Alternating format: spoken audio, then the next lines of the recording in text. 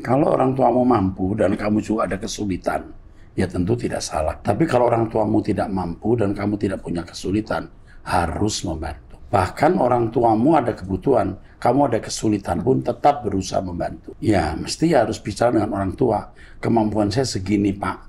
Jangan kamu memberi tanpa batas. Nanti orang tuamu juga jadi tidak terdidik. Nanti dia sembarangan utang, lalu dia pikir kamu akan membantu. Kamu harus mengatakan, saya hanya mampu sekian, Pak. Harus begitu. Sementara kamu juga harus nabung. Tentu kamu jangan membeli barang yang tidak kamu butuhkan. Jangan membeli barang yang hanya untuk kepuasan diri, untuk prestis. Tidak tega, betul. Tapi jangan tidak mendidik. Kamu tanpa batas memberi uang, akhirnya orang tuamu tidak menghargai uang itu. Kamu harus memberi dalam batas tertentu dan berkata, Pap, Mam, aku hanya mampu sekian.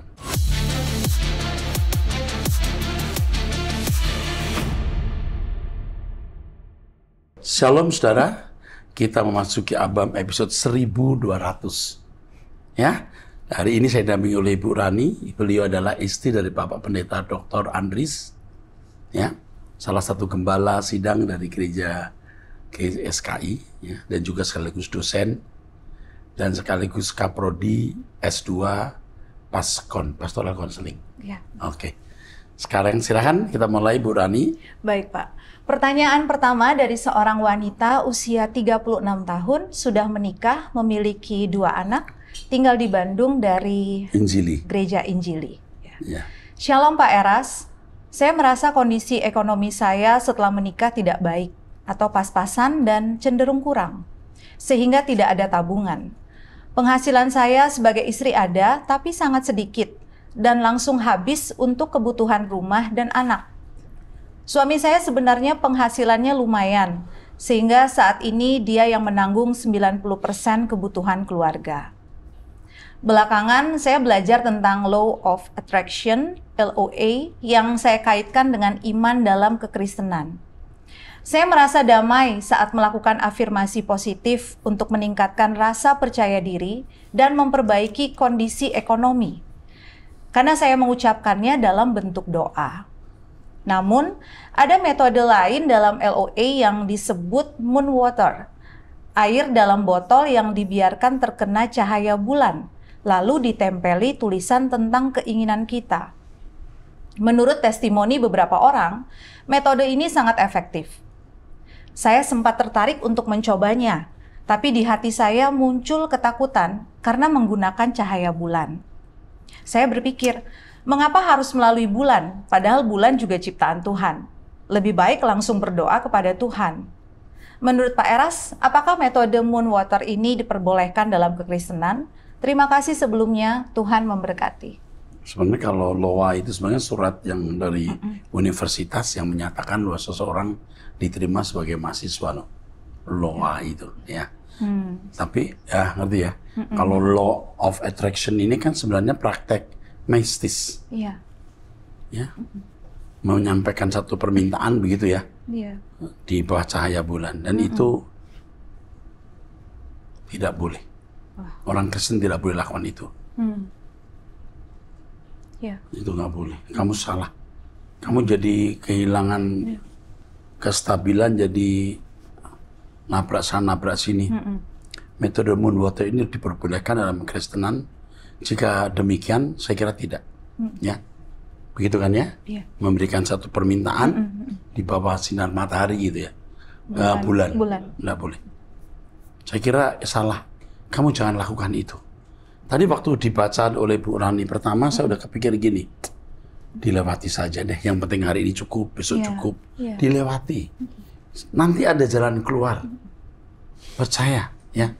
Jangan khawatir nanti kalau ada apa-apa bagaimana. Nggak ada apa-apa. Lewati dari hari ke hari. Itu saja nasihat saya. Jangan lakukan praktek yang mengandung mistik itu. Tidak boleh. Baik. Selanjutnya dari seorang pria usia 41 tahun, sudah menikah, memiliki 2 anak, tinggal di Jakarta, jemaat Gereja Oikumene. Shalom Pak Pendeta Eras, guru rohani kami yang baik.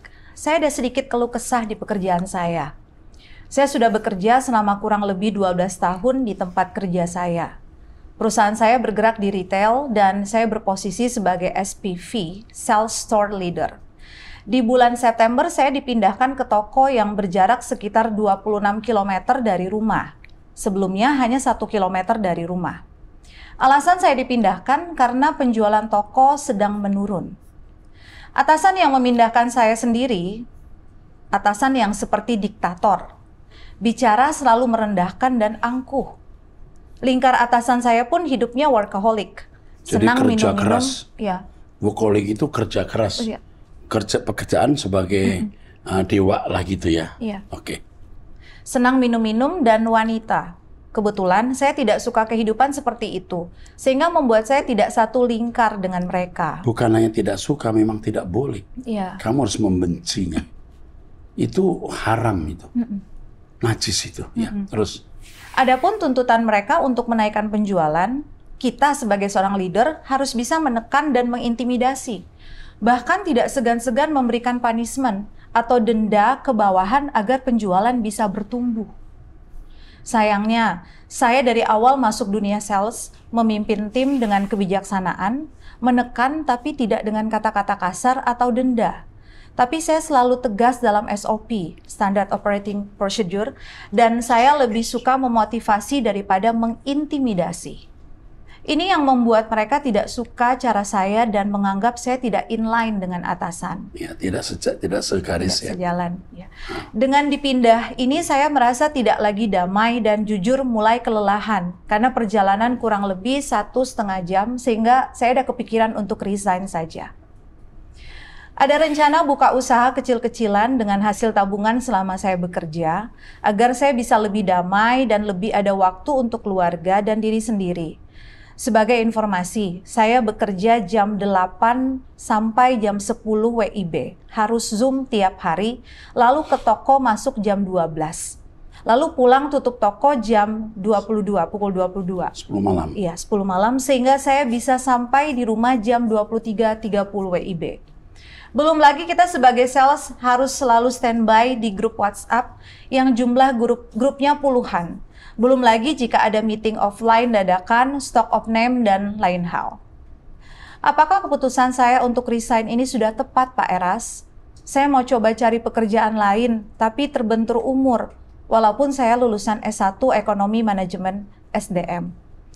Mohon maaf jika kepanjangan, Pak. Mohon saran dan nasihatnya, Pak Eras. Terima kasih banyak. Yang Tuhan pertama, memberkati. jangan mudah berhenti dari pekerjaan ini, lalu membuat usaha kecil-kecilan.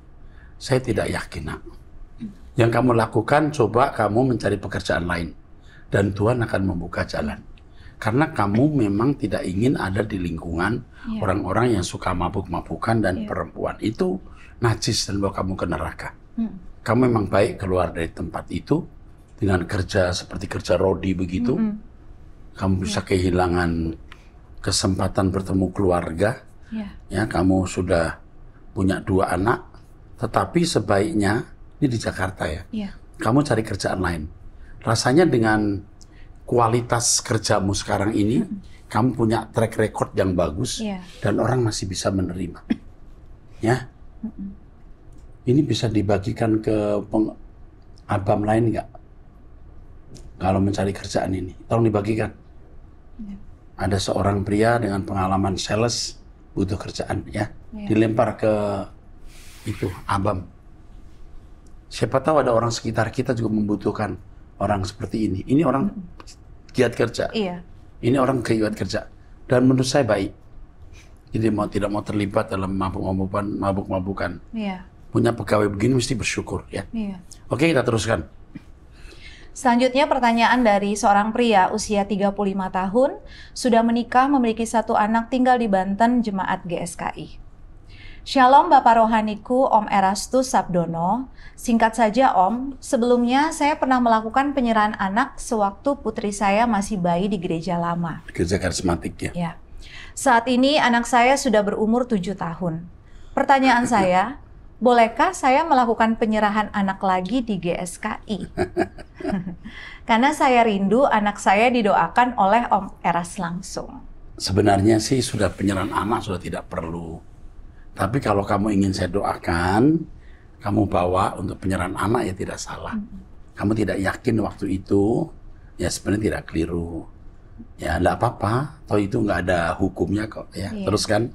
Yang kedua, mohon kiranya saya dapat diizinkan untuk di-invite ke dalam grup pecinta Abam. Sudah dimasukkan. Ya. Kami sedang memikirkan bagaimana grup ini menjadi grup yang solid, saling mencintai, mengasihi, saling mendukung, dan bersama-sama berkemas-kemas ke surga. Ya. Oke. Itu saja Om pertanyaan dan permohonan saya. Terima kasih atas bimbingan dan nasihat Om melalui doa pagi, Abam, dan khotbah-khotbah di ibadah raya yang sangat memberkati kami. Oke, tolong dihubungi ini, serahkan kepada Ingrid untuk didaftarkan penyerahan anak. Ya apa-apa lah ya, dia pengen. Toh kita juga ada ruginya. Oke, terus. Ya. Selanjutnya pertanyaan dari seorang wanita usia 39 tahun tinggal di Jakarta, Jemaat GSKI. Shalom Bapak Rohani dan tim Abam beserta moderator yang saya hormati. Saya ingin bertanya mengenai firman Tuhan yang disampaikan dalam ibadah suara kebenaran, khususnya dari Matius 26 ayat 38 sampai 39. Pertanyaan saya, bagaimana kita dapat mengarahkan keinginan kita agar sesuai dengan kehendak Allah? Selain itu, dalam Sunday Service kedua, apa yang dimaksud dengan kekuatan ilahi? Dan mengapa dengan menjalani hidup dalam kesucian, kita dapat memperoleh kekuatan ilahi tersebut? Terima kasih Bapak Rohani dan tim Abam, kiranya Tuhan Yesus memberkati Matius pelayanan 26, Bapak. 38, 39. Ini pergumulan Yesus di Taman Getsemani ya. Bagaimana kita dapat mengarahkan keinginan kita ke sesuai dengan kehendak Allah? Ini tidak bisa dalam satu hari loh. Harus dibiasakan dari hari ke hari, membiasakan diri di setiap keputusan kita, apa yang kita pikirkan, renungkan, ucapkan, selalu sesuai dengan kehendak Allah. Jadi tidak boleh sembrono. Nah, kita akan punya irama untuk hidup sesuai dengan kehendak Allah. Nah, jika demikian kita punya kekuatan ilahi. Ketika kita ada di suasana kritis seperti Yesus di Taman Getsemani, karena kita sudah terbiasa mengikuti kehendak Allah, maka kita ikuti kehendak Allah. Bukan kehendakku yang jadi, Bapa, kehendakmu. Amin. Harus belajar tiap hari, ya. Jelas ya? Jelas. Amin. Oke, teruskan. Selanjutnya berupa kesaksian Pak dari seorang wanita usia 65 tahun, janda, cerai mati, tinggal di Hong Kong, Jemaat Karismatik. Shalom Pak Eras dan tim Abam. Saya adalah jemaat online yang mengikuti doa pagi, doa malam, puasa, dan kegiatan lainnya sejak diadakan melalui Zoom. Ini anggota gereja tertentu, tapi mengaku sebagai jemaat online kita. Oke, jemaat online GSKI, Rehoboth. Terus. Saya ingin bersaksi bahwa saya sudah sembuh total dari vertigo dan MAH. Juga pada doa malam 20 September lalu, Tuhan menyembuhkan gatal-gatal di seluruh tubuh saya, dari leher hingga kaki, yang sudah berlangsung selama 2 bulan. Dokter mengatakan itu alergi dan rasanya sangat mengerikan. Khotbah dan ajaran Pak Eras sungguh mengubah cara berpikir saya. Sekarang saya hanya bersyukur untuk apa yang saya miliki. Cukup makan, berpakaian, dan hidup sehat. Sambil terus berjuang hidup dalam kesucian dan kekudusan agar berkenan di hadapan Bapa Yahweh. Wow, mantap ya, mantap kamu. Mantap Ibu ya, usia 65 tahun bisa menulis ini. Terus. Pertanyaan saya, Pak Eras sering mengatakan jumpai Tuhan. Apakah itu sama dengan merasakan kehadiran Tuhan setiap saat atau Roh Kudus yang selalu berbicara dan menyertai? Ya, tapi secara khusus menjumpai Tuhan itu kita berdoa. Nah, setelah kita berdoa, pasti sepanjang jalan kita merasakan kehadiran Tuhan dan Roh Kudus pasti berbicara menyertai kita. Oke? Doa, jumpai Tuhan itu doa. Terus. Saya merasa tidak nyaman lagi di gereja lama. Gereja karismatik ini. Dan hanya datang karena merasa berutang budi setelah mereka membantu mendoakan suami kakak saya yang meninggal bulan Maret lalu. Apakah saya harus tetap pergi ke sana atau bisa mencari persekutuan yang lebih sesuai dengan saya? Memang gereja yang Anda kunjungi, saya kenal ini. Gereja karismatik yang menekankan perpuluhan, kemakmuran, ya, berkat jasmani. Tentu kamu sudah tidak nyambung. Sebaiknya kamu pergi ke persekutuan yang mengajarkan kebenaran atau di rumah melalui True.id, lewat Smart TV, kamu ikuti kebaktian kita. Kamu ikuti kebaktian lewat itu. Kalau bisa kumpulkan orang di sekitarmu untuk ikut kebaktian bersama. Jadi jemaat GSKI online. Oke. Pertanyaan selanjutnya sudah di follow up oleh admin kita, Pak. Oh, iya. Beliau menerjemahkan lagu saya ya? Dia minta nomor handphone yang menerjemahkan. Oh, iya. Ya Pak. No, minta nomor HP jemaat yang bertanya, yang menerjemahkan. Kasih nggak? Sudah. Iya dikasih. Ya. Oke, bagus loh. Terus? Ya. Selanjutnya pertanyaan kembali dari seorang wanita usia 31 tahun, sudah menikah, memiliki 1 anak di Kalimantan, jemaat GSKI. Shalom Bapak Erastus dan tim Abam, saya ingin bercerita tentang suami saya. Kami adalah teman semasa SMA dan suami saya adalah pribadi yang dekat dengan Tuhan serta seorang pembimbing.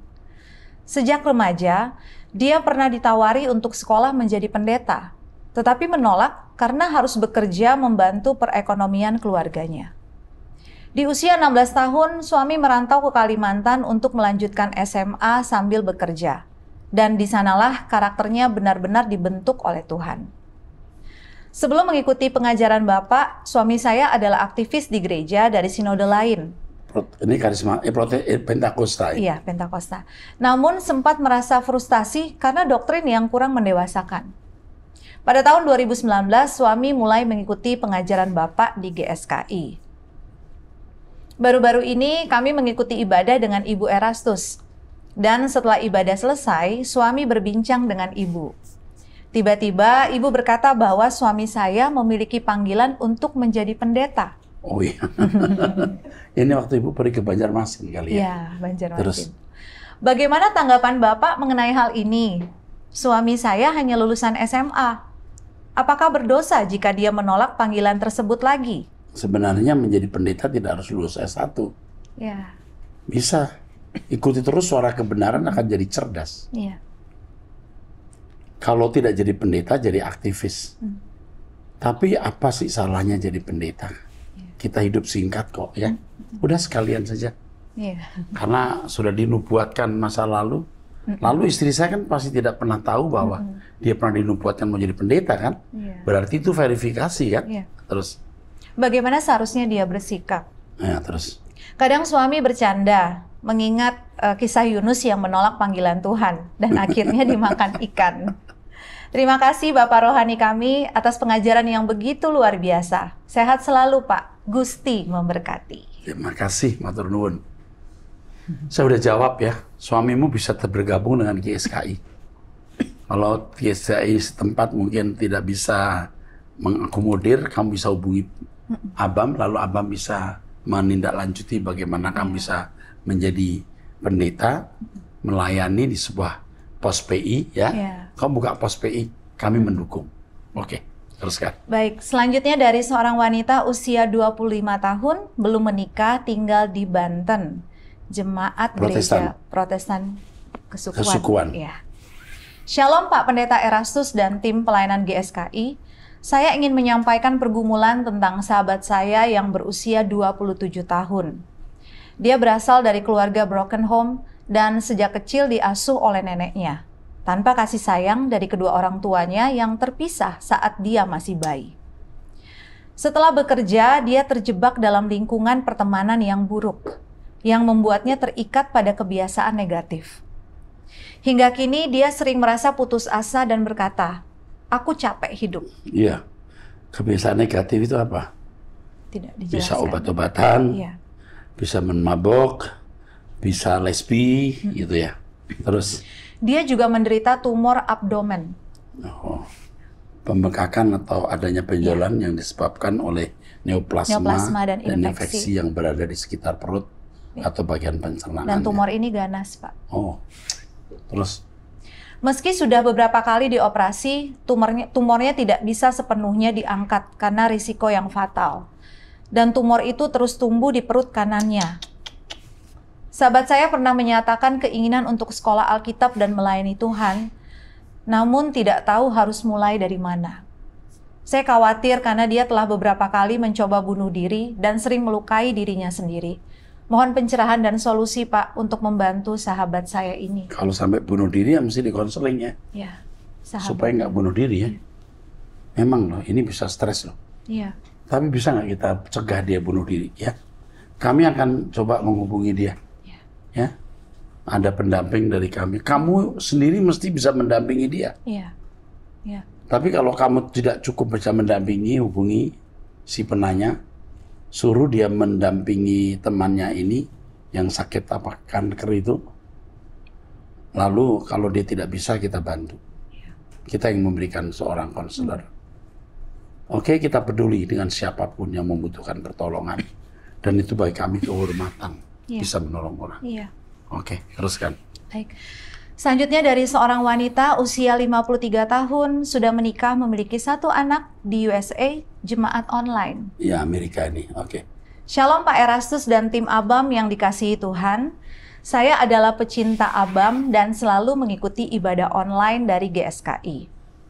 Setiap kali mengikuti pujian dan penyembahannya, hati saya selalu tersentuh. Seolah-olah saya sudah merasakan surga meski belum pernah ke sana. Saya merasakan kebahagiaan setiap kali melihat wajah Pak Eras.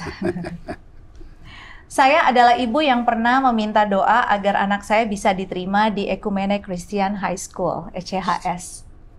Dan sekarang dia sudah bersekolah di sana. Wow, sudah sekolah di sini ya? Ini gurunya kan? Tahu nggak siapa yang Nana? Terus?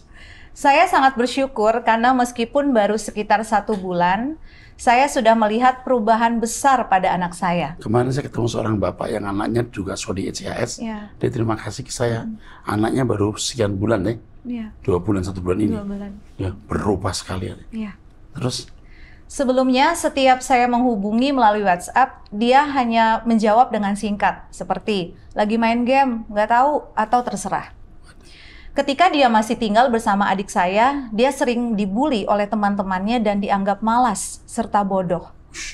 Namun, saya selalu percaya bahwa dia adalah anak yang baik dan pintar, hanya saja dia tertekan. Sejak bersekolah di ECHS, responnya saat saya menelpon jauh lebih positif dan dia selalu membalas pesan saya. Waduh. Wajahnya juga terlihat lebih bahagia di foto. Waduh. Sesuatu yang jarang terjadi sebelumnya. Saya merasa tidak salah memilih ECHS karena saya yakin para guru di sana mencintai Tuhan dan mendidik anak-anak untuk menjadi hamba Tuhan yang sejati. Ya, Ecumene Christian High School ya. Iya. Ini salah satu gurunya ya. Iya. Kalau setiap minggu ada kebaktian ya. Iya.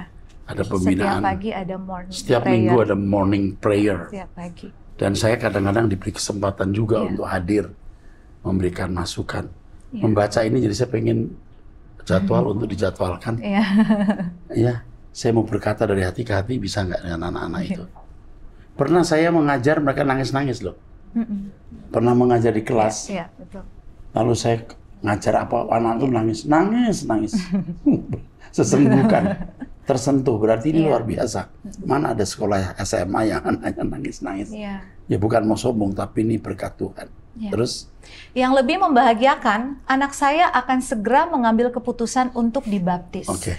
Terus? Melalui ABAM, saya ingin mengucapkan terima kasih yang sebesar-besarnya. Kembali kasih. Karena melalui program ini saya mengetahui tentang ECHS, Amin. Ecumene Christian High School.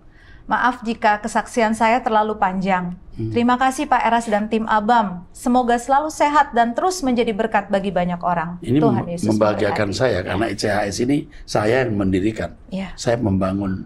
Lalu kepala sekolahnya itu menantu saya Michelle Permadi, Miss Michelle. lulusan dari Australia. Dia seorang master sekarang, lulusan dari Australia. Senang ya bisa mendidik anak-anak. Luar biasa. Praise God. Saya minta jadwalnya ya untuk ketemu anak-anak ini. Kalau doa Jumat saya sering melihat anak-anak ECHS doanya paling depan. Satu deret itu anak-anak. Iya, duduk di bawah, Pak. Duduknya di bawah. Di bawah. Duduknya paling depan di bawah. Depan. Doa pagi Kebon Jeruk juga. Doa pagi jam 3:30 mungkin udah berangkat dari rumah ya. Dari asrama. Dari asrama. Kita punya asrama, tapi sebuah rumah yang baik tentunya. Ada yang menjaga, kita siapin mobil. Saya sering kontrol mobilnya. Kalau mobilnya kurang bagus, saya minta diganti. Bawa mobil yang baik, karena ini anak-anak. Jemaat saya ikut bertanggung jawabnya. Kalau nggak salah mobilnya harus baru ya.